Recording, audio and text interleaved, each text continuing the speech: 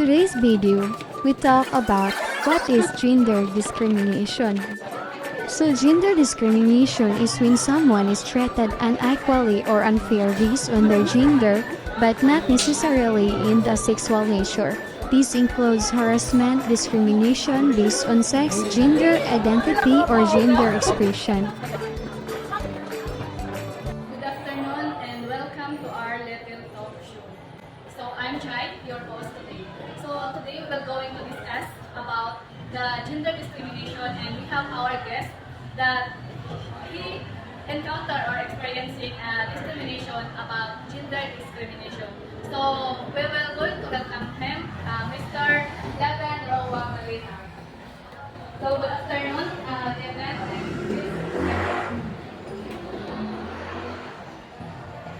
Once again, how are you today? I'm good. I'm living my best life.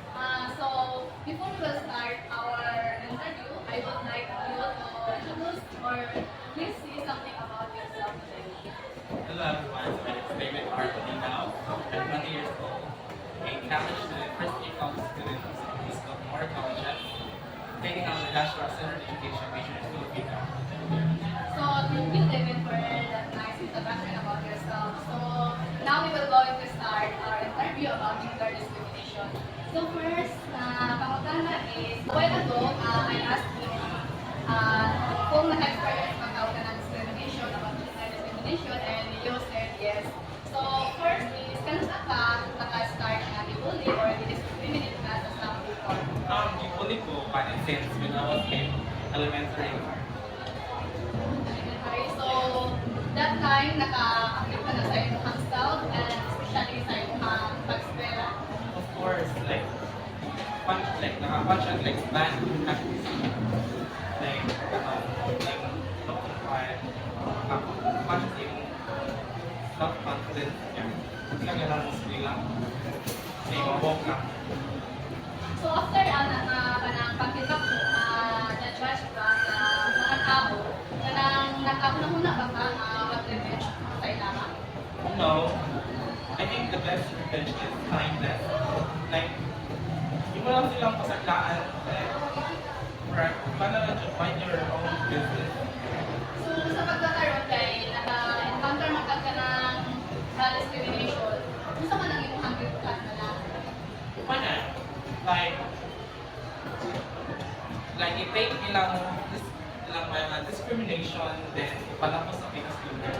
Wala na ako So, thank you so much, David, sa pagkakutana. So, before we will going to end this interview, I would like to pag-advise sa mga tao na naka-experience sa mga bully or discrimination about gender discrimination.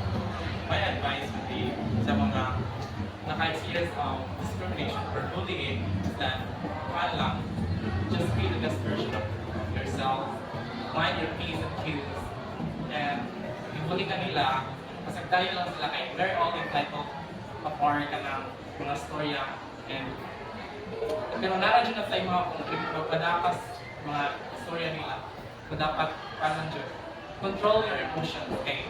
Di ba na ito ma-control ang discrimination, but ato ang kagaling ng ato ma-control. Para dyan na yun. So, sa mga tao nga nag-judge or nag-discriminate, sa mga sabi nila? Sa mga tao na nag-judge, like, lang, be kind lang. Unawi mo sa isang tao, like, don't be too harsh. Kaya lang dyan tayo masunti yung nagsasabi sa pero hindi lang dyan ka ng, like, develop na, like, just fun lang dyan. Like, constructive lang na criticism. So, thank you, Devin. So, for me also, ako lang sa mga advice sa mga tao nag-judge or demonetize. Always remember that there is a lot